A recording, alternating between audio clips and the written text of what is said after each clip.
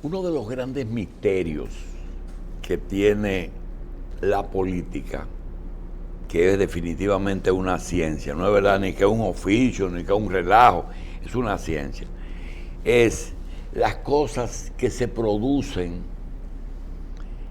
en esa área tan importante, que es el área que nos gobierna, la política. Y resulta que nosotros tenemos experiencia que cada día se producen interrogantes que se nos hace más difícil responder. Por ejemplo, estar toda la vida cerca de una persona, como por ejemplo los compañeros de pupitres de la primaria, de la intermedia y del bachillerato. Y cuando estalla la denuncia del famoso complot de Velado del 59, uno ve entre los acusados, quizás uno de los de mayor edad, vemos que es el papá de un compañero de uno, y dice, pero mira, este es el papá de Rafaelito Albuquerque, y nosotros no sabíamos que el doctor, algún abogado prestigioso, padre de un compañero, era uno de los miembros del 14 de junio, el doctor Chichi Albuquerque, le decían sus amigos. Y nosotros no lo sabíamos, sí sabíamos que nuestro compañero siempre solamente hacía una sola crisis, y era cuando no sacaba el puesto primero. Si no sacaba puesto primero, hacía una. Si hacía el punto número 2, hay una crisis. Rafael Albuquerque lo tenemos con nosotros y queremos decir que no por los afectos, sino que nos sentimos muy mal cuando vemos que en el PLD ha pasado tanto. Si uno de sus fundadores junto a Bosch fue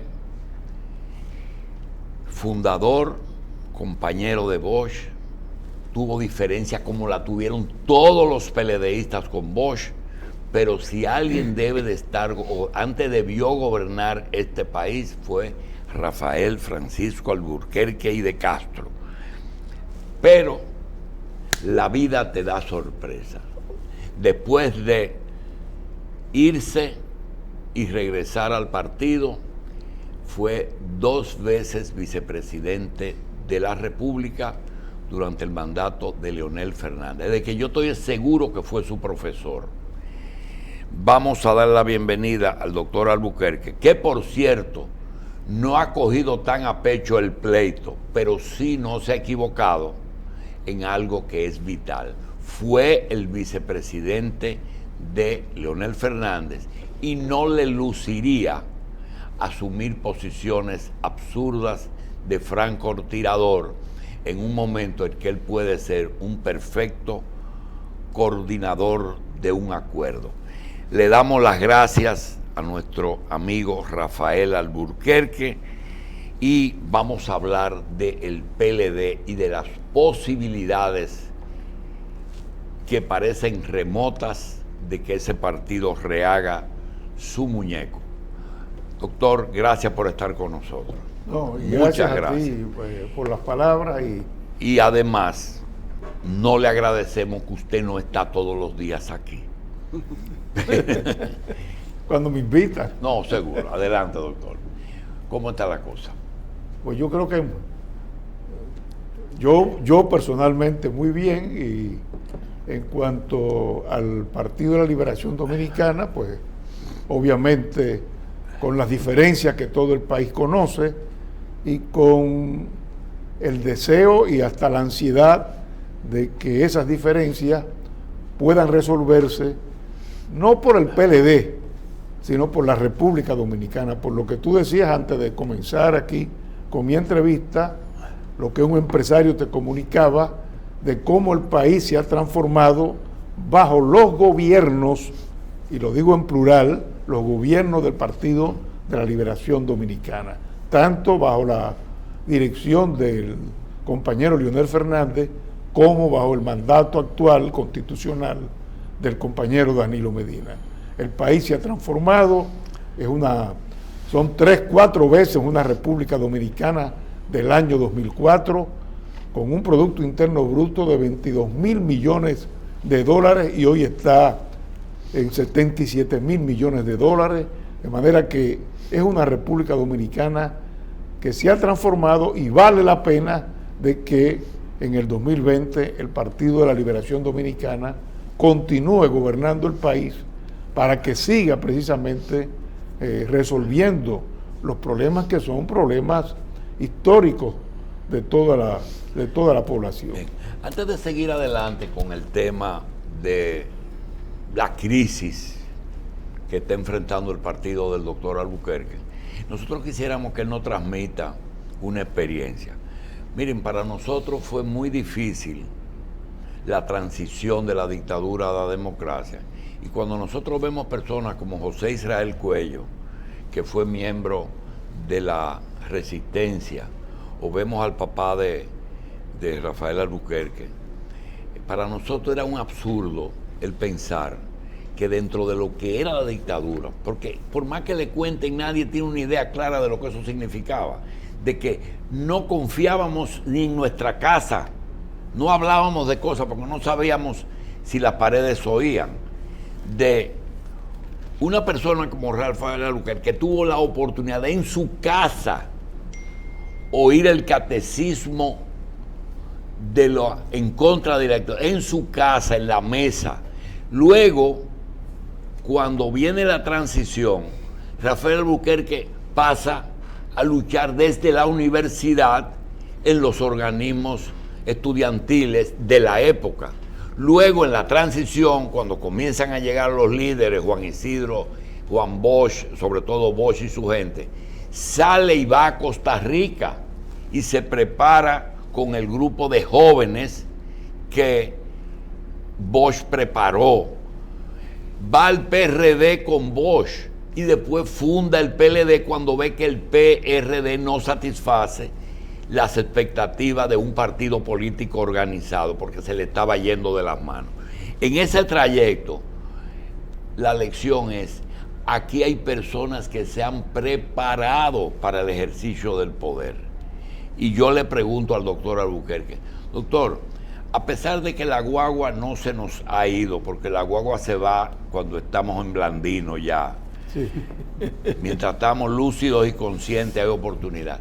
¿Cómo se siente una persona que se preparó para gobernar su país y aunque llegó a una cima, que es una vicepresidencia, no tiene que ver que un muchacho de Arroyo Cano o un muchacho de Villajuana nos pasara por encima y en el mismo partido llegaran a ocupar la primera? ¿Es frustrante o es un país y un partido de oportunidades? No, mira, yo realmente me siento muy satisfecho porque primero le he servido a mi país y bueno, me dirán, bueno, no llegaste a la presidencia de la República, llegué como vicepresidente de la República, pero por lo menos la generación nuestra tal vez ha cambiado ahora, pero nosotros no formamos un partido buscando cargo. Yo nunca pensé que uno podía llegar a presidente de la República, a ministro, a vicepresidente. Nunca lo pensé. Nosotros fuimos formados para servirle al país. Y se puede servir al país desde cualquier posición. Yo ahora cuando veo, incluso en mi propio partido, los compañeros afanados, no, porque yo quiero ser regidor, porque yo quiero ser diputado, esa no fue la formación que nosotros recibimos. Una formación, sobre todo del profesor Juan Bosch, de que uno va a la política para servir al país desde cualquier posición. Y esto lo cuento como anécdota por lo que tú preguntabas, bueno, ¿cómo se siente? ¿Cuál es la reacción? ¿Cómo la gente a veces no entiende ni lo va a entender porque hay que vivirlo? Lo que era la tiranía de Trujillo. Yo recuerdo, yo tuve una infancia, yo siempre digo que tuve una infancia muy corta. Yo tendría como 10 años y en las vacaciones, era una ciudad pequeña, nosotros vivíamos en Las Mercedes, papá tenía la oficina en la Luperón, esquina Arzobispo Meriño, y entonces en las vacaciones a veces me llevaba a la oficina. Y en esa época, teniendo 10 años, íbamos caminando, papá nunca tuvo automóvil, íbamos caminando a pie por Las Mercedes, y era la época en que había algún problema con la tiranía, alguna posible persecución contra papá, y yo me fijé en varios días que cuando la gente venía y lo veía, cruzaba la calle para no saludarlo. Y ahí me di cuenta, ahí le pregunté a papá, bueno, ¿y por qué la gente te sale huyendo? Y papá me dijo, cuando regresemos a la casa, te voy a contar. Yo te cuento. Y ahí me contó, y claro, me dijo, mira, tienes que tener mucho cuidado, yo soy enemigo del régimen, me pueden matar, te pueden matar a ti, a tu mamá. Y ahí terminó mi infancia, porque ahí ya me di cuenta de lo que realmente estábamos viviendo en el país. Pero eso tú lo cuentas ahora y los mismos nietos, y yo se lo cuento y dicen, no, pero ¿por qué usted no protestaba? Que eso no era posible, sí era posible. Bueno, eso era posible. Y sobre todo en el caso tuyo, que eres un hijo varón único, las otras eran 2 hembras. Doctor, mire, para mí, tú y yo sabemos que es difícil establecer una conversación de tipo política porque los afectos dañan todo. Vamos a dejar que Juan y sí, porque... Doctor, ¿por qué usted cree que en este momento no se debe modificar la Constitución? ¿No se debe? Modificar la Constitución.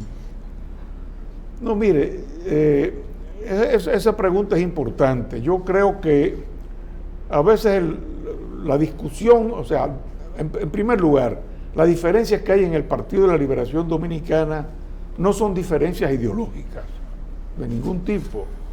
La única diferencia se resume en una palabra: la Constitución de la República. Porque nosotros entendemos que la Constitución es la ley de leyes, es la que establece los límites al poder, es la que establece las reglas de juego, es la que sustenta la democracia. Tú me dirás, bueno, pero se puede modificar una Constitución en una asamblea nacional, efectivamente, podría ser legal, pero no es legítimo, no es legítimo. ¿Cuál es la diferencia entre legal y legítimo? Sencillamente que tú tienes la forma de la ley. Bueno, la ley te dice, bueno, en el artículo tal se modifica la Constitución. ¿Cómo modificar la Constitución? Se modifica la Constitución con las 2/3 partes de los miembros que estén presentes en la Asamblea Nacional. Bueno, eso es legal. Ahora, es legítimo, es válido, y ahí está la diferencia, es una diferencia de valores, que si yo me juramento bajo una determinada regla, yo pueda para beneficiarme personalmente modificar esa Constitución. ¿Y este es el único caso en 38 modificaciones que se presentan? No, obviamente que no, y eso es lo que nosotros queremos, que este país se institucionalice, que este país, la democracia se fortalezca. Fue lo que dijo Barack Obama cuando sale del poder. Muy bueno. Su famoso discurso, dice, bueno, yo creo que lo hice bien, tengo una mayoría que me respalda en estos momentos, pero la Constitución me lo prohíbe. Entonces, eso es lo que nosotros decimos. O sea, Julito, que ha estado muy ligado con la pelota, es lo mismo. O sea, si con 3 strikes yo me poncho y soy out, yo no puedo en medio del juego decir, bueno, mire, la próxima vez que yo vaya al bate no son 4 strikes. No, vamos a esperar que termine el juego y después más adelante se puede reformar la Constitución, eso es legal. Ahora, lo que no es legítimo que yo, por mejor bateador que yo sea, diga, no, espérese, en el próximo turno, porque a mí me conviene, son 4 strikes y no 3. Entonces, esa es la diferencia que hay. Nosotros entendemos que hay una Constitución que hoy por hoy prohíbe la reelección y que no debe modificarse. Y luego, si eso se hace, bueno, el Partido de la Liberación Dominicana, yo le aseguro que tendremos una primaria abierta con diversos candidatos y muchísimos candidatos a la presidencia, y el que tenga mayoría será el candidato a la presidencia del PLD. Doctor, hay muchos legisladores y también sectores que entienden no reelección, pero sí rehabilitación. ¿Hasta qué punto es perjudicial llegar al Congreso la reforma constitucional sin un pacto? No, mira, ese es el problema también de una reforma constitucional. O sea, es quitar el nunca jamás, o sea, habilitar el nunca jamás. Esas son discusiones que se podrían tener mucho más adelante. En estos momentos hay una constitución muy clara, y la constitución es una constitución del año 2010, pero se modifica en el 2015. Y la misma persona que hoy ocupa la presidencia de la República, el compañero Danilo, es el que promueve esa reforma del 2015. Y es el que promueve los dos artículos que prohíben hoy la reelección. El 124, que habla del nunca jamás, y el transitorio, que dispone claramente que eso se aplica al actual presidente de la República. Él es el mismo que la promueve. Entonces, lo que nosotros decimos, bueno, queremos la unidad del partido, tenemos que priorizar la unidad del partido, está por encima de todos nosotros el partido, pero respetemos la Constitución, porque frente a la opinión pública, ¿qué va a decir la opinión pública? Pero ustedes levantan un discurso en el 2015, promueven una reforma en el 2015, prohíben la reelección en el 2015 y por conveniencia ahora la cambian. Entonces, no se trata bajo ningún concepto de una crítica al gobierno, de todo lo contrario. Nosotros defendemos el gobierno, apoyamos las iniciativas legislativas del gobierno. Es nuestro gobierno. Se ha hecho un buen trabajo, se ha seguido transformando el país ha seguido creciendo. Es un problema único y exclusivamente de respeto a la Constitución y de institucionalidad. Doctor, mire, si hay una acusación que se le puede hacer a Rafael Albuquerque, es que es principista.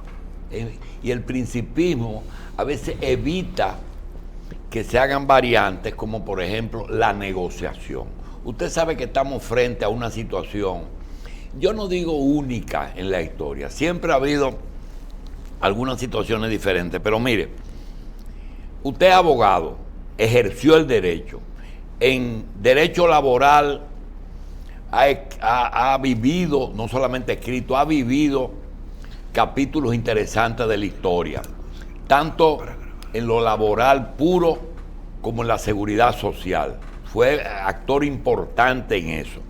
Pero todo el mundo sabe, y usted más que nadie, porque ha tenido la genética, el ADN de ese partido, y conoce a Leonel, conoce a Danilo, y cuando tú oyes que dice que las heridas profundas, usted sabe que son heridas de tipo particular, y no lo va a decir porque la lealtad se debe al que usted trabajó con él 8 años en la vicepresidencia. Pero la pregunta es la siguiente. Cuando nosotros hablamos de Danilo no quisiera seguir, pero cuando tú tienes gente de su partido que le dice, te voy a trancar desde que salgas, tú me vas a decir, no, pero yo no lo digo. No, al contrario, si tuviera en manos suyas, hace mucho que hubiera una solución, pero bajo esa premisa, usted dice, pero espérate, hay dos cosas, o yo voy o yo busco uno que me garantice mi tranquilidad, mi cuota de poder, porque se ha demostrado que la campaña anticorrupción, aunque es correcta y es de principio, que usted no puede negociar con la corrupción, ha desarticulado los países en donde eso se ha aplicado. Han echado 100 años para atrás. Usted ha viajado por Brasil, ha viajado por todas partes, y es así. ¿Qué se puede hacer para que esos dos señores entiendan que lo único que está buscando Danilo es tranquilidad, y a Leonel, que ya él fue 12 años? ¿Qué se puede hacer Porque eso no era una fábrica de presidentes. Ahí tenemos uno. ¿Verdad? Ahí tenemos uno madurito, que no hay que explicarle nada. Se puede sentar mañana en el escritorio y sabe exactamente qué es continuar lo que está bien, corregir lo que está mal y hacer lo que nunca se hizo. Sin problema de que al procurador tranquen a Danilo, ni busquen a Leonel, ni que los tucanos, nada, porque usted sabe de eso tanto o más que Milton, que Henry Molina, que quizás que el que salió no, porque ese es contemporáneo suyo. ¿Quién? Germán. Mariano fue alumno mío. También. Fue alumno mío, Mariano. Doctor, ¿por qué no y se trabajó busca? en mi oficina. También. 14 años estuve en mi oficina. Bueno. ¿Qué se puede hacer, doctor, para entender que no es momento de principio? Bueno, mira, lo primero es que tiene razón cuando dice, bueno, que hay personas que le echan más candela al fuego. Pues, perfecto. Son los famosos talibanes, como le dicen, pero los hay de lado y lado. Los hay de lado y lado. Los puede haber del lado de Leonel, los hay también del lado de Danilo. Yo creo que es verdad, como tú dices, posiblemente no es la misma confianza de antes. No. Pero tanto Danilo como Leonel se conocen. Y Danilo sabe perfectamente bien que Leonel no ha sido ni será nunca un hombre vengativo. O sea, de que a Danilo le pueda pasar por la cabeza que Leonel lo va a meter preso, lo va a someter, pero ¿por qué lo va a hacer? Pero usted acaba de decir que este es un buen gobierno, sin embargo Leonel nunca ha tenido una palabra. No, al contrario, lo ha dicho. Yo recuerdo el 26 de agosto del año pasado. Lo ha dicho tan poco que usted recuerda la fecha. Sí, yo recuerdo todavía. Sí. Todavía no hemos pasado la guagua. Y ahí que mencionaba Leonel precisamente los grandes logros que ha tenido el gobierno en materia de educación, en materia agrícola, o sea, también ha habido, o sea, los propios medios de comunicación a veces, bueno, recogen expresiones de otros compañeros y entonces de ahí vienen las heridas. Pero son heridas, tú me dirás, bueno, como dijo José Ramón Peralta, es que tenemos heridas profundas. Sí, pero heridas de lado y lado. También de este lado, también nos podemos sentir heridos y nos sentimos heridos por una serie de expresiones que ahora no vienen al caso. Ahora, lo importante es que se comprenda, primero, que no hay diferencias ideológicas. Segundo, que este país necesita al Partido de la Liberación Dominicana para que continúe la obra de progreso y de justicia social. Y tercero, que la única diferencia que hay es la Constitución y que por tal razón, respetándose la Constitución, llegaremos a una primaria abierta como se ha dispuesto y ahí ganará el mejor. Ahora, ¿por qué Leonel? Bueno, sencillamente porque para nosotros los líderes del partido en estos momentos son Danilo Medina, Leonel Fernández, son las cartas de triunfo. Danilo no puede porque se lo prohíbe la Constitución, pero Leonel sí puede porque la Constitución no se lo prohíbe. Entonces la mejor carta de triunfo del PLD no son los otros, ni soy yo, es el Leonel Fernández y por eso lo estamos apoyando. Pero si teniendo el PLD el poder que tiene en... La fábrica del presidente vendrá, Julio. Sí, pero teniendo el PLD el poder como lo tiene, y en el entendido de que el objetivo fundamental de un partido es llegar al poder y una vez allí mantenerse, si reformar la Constitución fuera necesario para mantenerse, ¿usted no cree que eso sería considerado seriamente también? No, ni así, porque se desestabiliza el país. Se desestabiliza el país, se ahuyentan las inversiones, se afecta la democracia y nosotros entendemos que la institucionalidad tiene que ser respetada. Lo que dice Felucho, que cualquier problema con el PLD va a afectar al país porque el PLD puso en una ruta, el país en una ruta. Doctor, ayer decíamos con el doctor Cristino del Castillo que cuando comience la cancelación de leonelistas, porque la gente a veces no sabe, que en esos 8 años que Danilo y Leonel trabajaron, el principal, la persona que nombraba a la gente era Danilo. Sí, claro. Entonces, él no puede estar cancelando gente. Cuando usted comience a ver la cancelación de Danilita, entonces, de Leonelita, entonces piensa en la división. Todavía hay chance. ¿Qué posibilidad hay, en vez de estar hablando de que doña Margarita es la tercera base o la tercera opción, de que se pueda pensar en que hay gente que no sale de Aguagua? Porque yo no puedo proponer a Lidio Cadet, porque Lidio cambió el partido por Saibaba, pero usted está ahí, y está Mira, es feliz. que las encuestas son muy claras, las encuestas te dicen, pero clarísimamente, que la mejor opción es Leonel Fernández. Entonces, ¿por qué razón tiene que ser otra persona? O sea, si tú me mides a mí, bueno, yo no voy a tener la medición que tiene Leonel Fernández. Entonces, la garantía nuestra para continuar en el poder es Leonel Fernández. Tú me dirás, bueno, Danilo, pero Danilo lo tiene prohibido, sencillamente. Entonces, Leonel no lo tiene prohibido. Y no podemos institucionalizar el país después del 24. ¿Cómo después del 24? O hacer la modificación ahora, entonces hacemos un país nuevo a partir del 24, pero terminarlo, que ellos empaten los 12 años cada uno. Pero no es cuestión de, esto no es cuestión de empate, Julito, es cuestión de preservar el país manteniendo la institucionalidad. Y eso solamente mediante el respeto a la Constitución. Ya después hablaremos. Doctor, hay una realidad y es que el conflicto o las diferencias están muy agudas.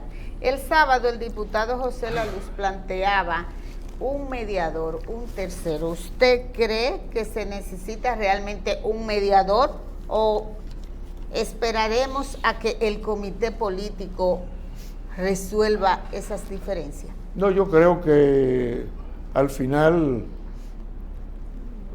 Leonel y Danilo tendrán que conversar, tendrán que hablar y llegar a acuerdos.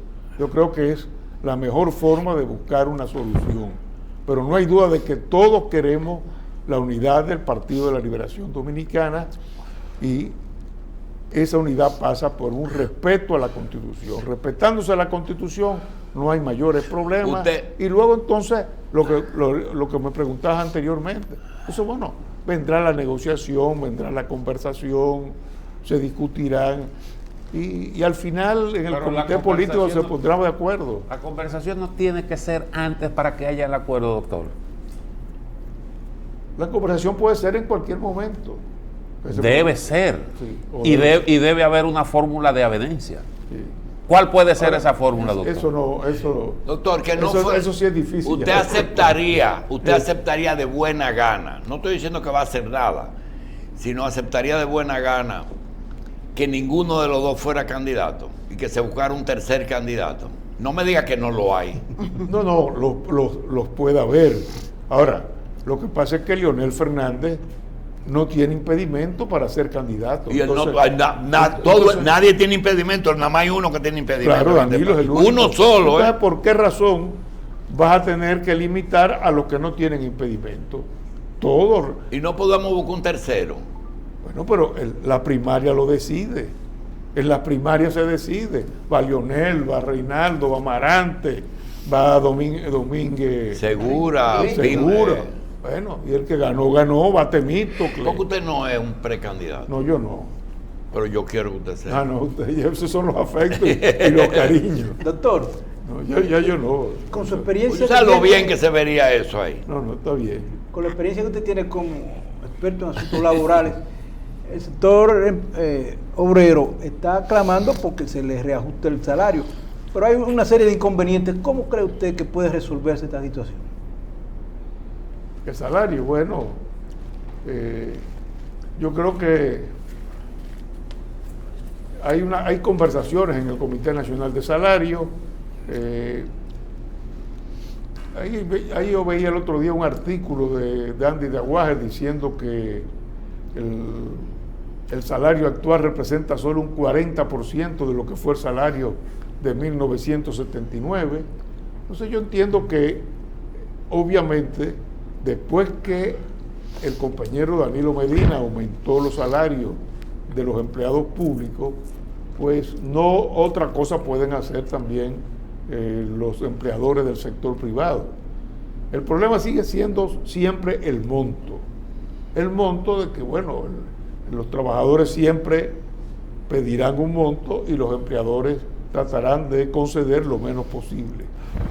Y esa es precisamente la gestión que tiene que hacer el Comité Nacional de Salarios, que es el mediador por excelencia entre empleadores y trabajadores. Aunque ayer vi lamentablemente, ayer domingo veía que el Consejo Nacional de la Empresa Privada señalaba que estaba parcializado el Comité Nacional de Salarios. A propósito de eso, doctor, de política podemos hablar toda la vida y los temas no se van a acabar, pero hay algo que usted fue testigo de excepción. Si usted hace memoria, las principales horas laborables del ex vicepresidente de la República durante los últimos 8 años de Leonel, tenía un horario ahí enfrente en la Oficina de la Seguridad Social. Usted fue un actor importante en eso. Hoy día, después de ya más de 10 años de aplicación de esa ley, ¿cuáles son los efectos que toda ley produce? Es decir, la experiencia, la aplicación, los errores. ¿Cuáles son los temas que usted cree que deben de incluirse en la nueva ley o en la que se está estudiando para reformar y arreglar a esos entuertos? Mira, el sistema ha tenido un logro importante que es la cobertura.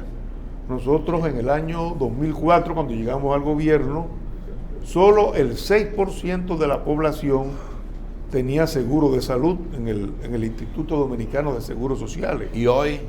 Hoy estamos hablando de casi un 76-77%. Y ese 6% era parcial. Sí. Era Sí. limitado, ¿verdad? Bueno, hoy más del 70%. O sea, de 10 dominicanos, 7 tienen seguro de salud en el régimen subsidiado o en el régimen contributivo.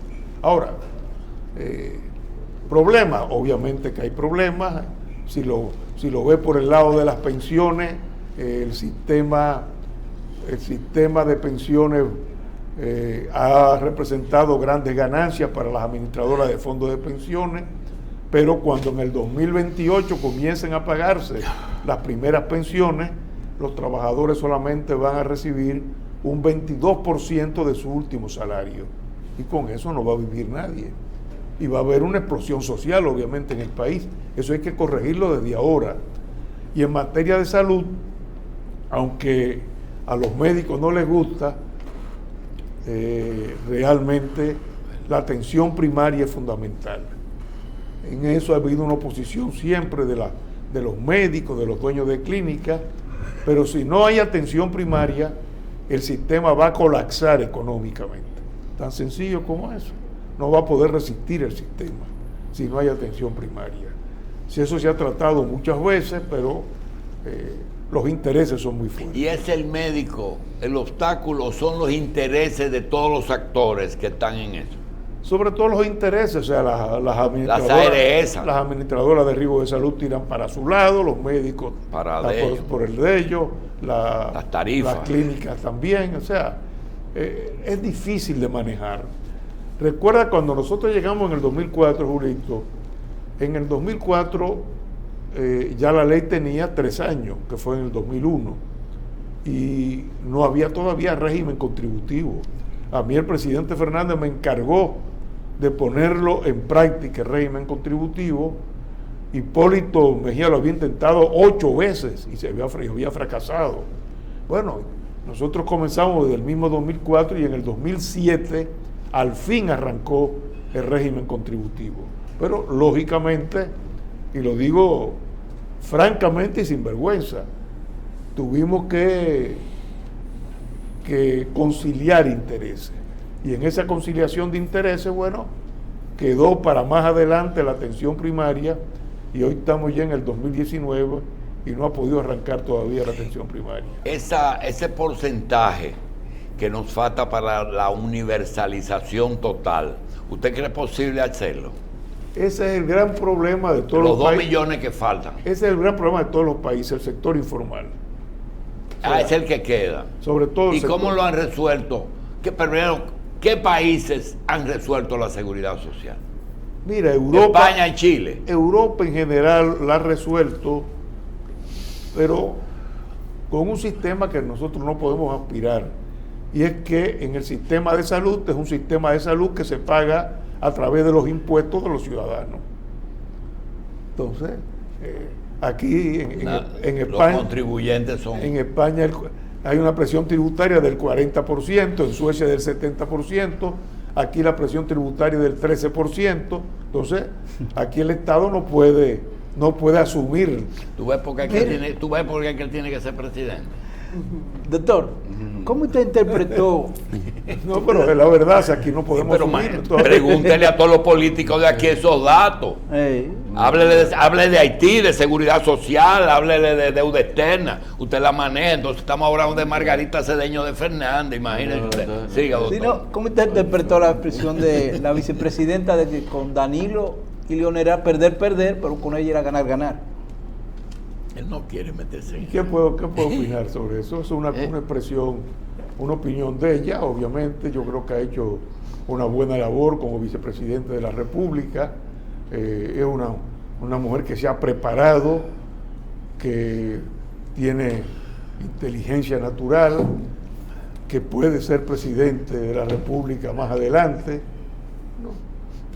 Doctor, mire, Es una expresión quizá que hay que recibirla como tal. usted en política y yo en los medios, a veces pensamos que viejos son los otros. Nosotros somos gente joven, con nuestra cabeza muy clara, la entendemos. Y cuando nos dicen viejos nos ponemos medio bravitos. La pregunta es la siguiente.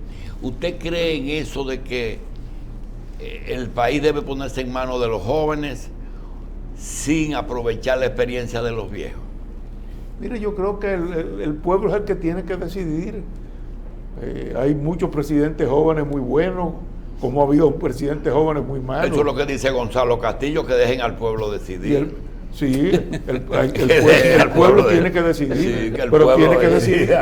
Pero Eso mismo es lo que pero dice tiene Gonzalo. que decidir respetando la Constitución de la República. Pero ella dice cómo modificarla, ¿Quién? la Constitución. Sí, pero modificar la Constitución. Porque esta es la peor. Y queremos comenzar ahora a instituir. No. Pero está bien, ese tema usted lo aclaró, doctor. No, fíjate, Que una- en el día se modificó la Constitución. Y en el 15. Pero en el 2010 tuvimos 2 años consultando con la población. Sí. Y fue una modificación para pasar de un Estado liberal a un Estado social Él democrático. hizo una de nueva derecho. Constitución. Fue una nueva Constitución.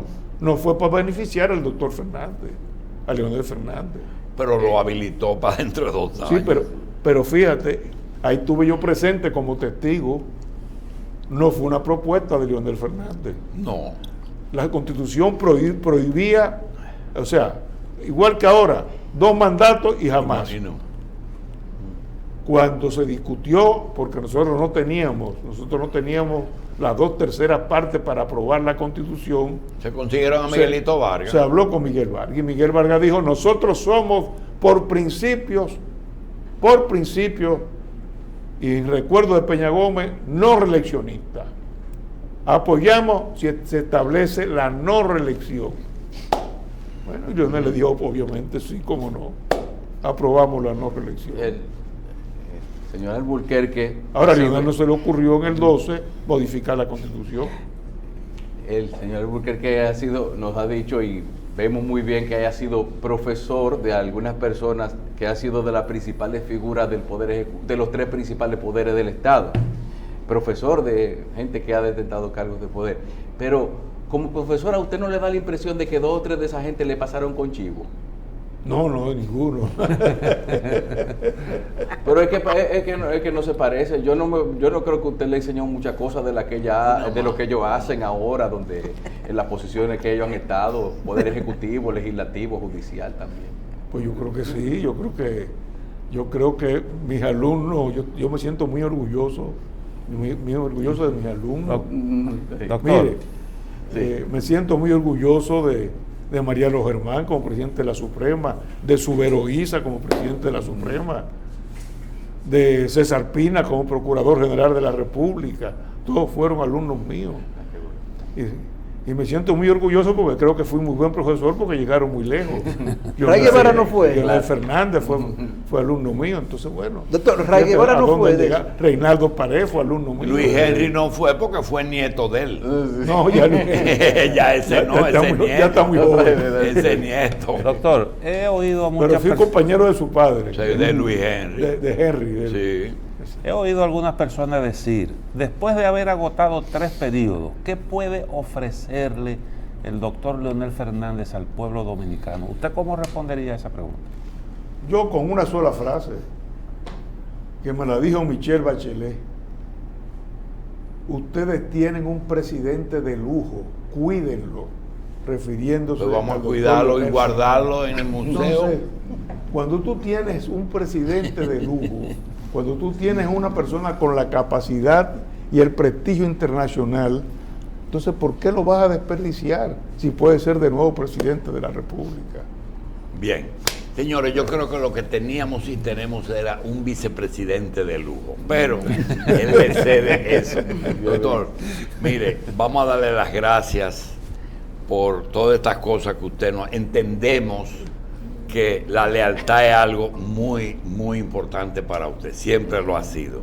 Sin embargo, yo con toda mi mala fe le quiero decir que sigo pensando que la fecha del destranque es Rafael Alburquerque. Gracias, doctor. Bueno, gracias.